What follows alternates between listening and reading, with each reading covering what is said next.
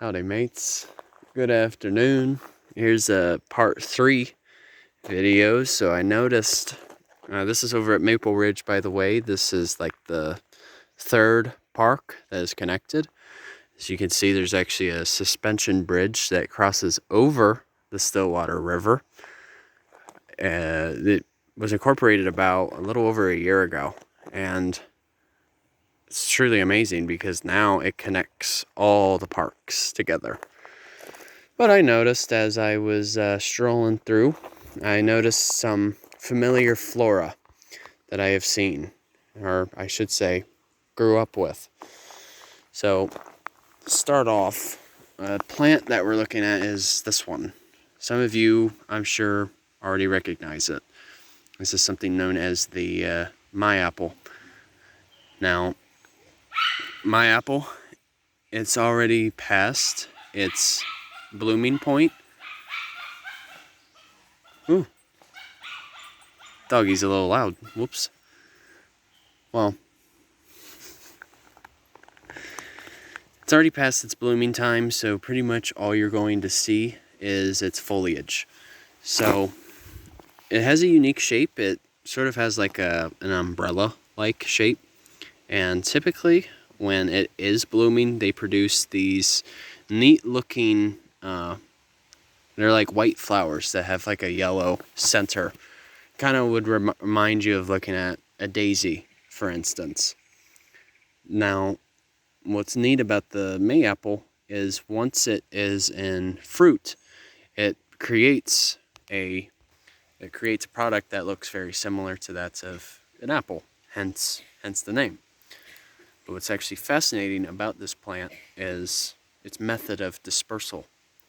So we have a common box turtle who actually resides in this part of the Midwest. It's known as the eastern box turtle, which I'm sure many of you have seen before. They're like they're a land-dwelling turtle. They never swim. So, with that being said, they typically have like a like yellow, black, and orange pattern on their shell. And they like to consume the fruits that belong to the MayApple. And so, they'll eat the fruit. They'll eventually, have a number 2. And it has the capability of dispersing to other areas. So that's a piece on the MayApple. So not too far from it is another particular plant that I noticed. This is something known as a twin leaf. So named because literally there are 2 leaves that are mostly symmetrical, connected to one another. Now their blooms are also really neat to look at as well. They kind of have like a ball-shaped flower that usually towers over the leaves. But same thing, it's already past the point where you will see their blooms.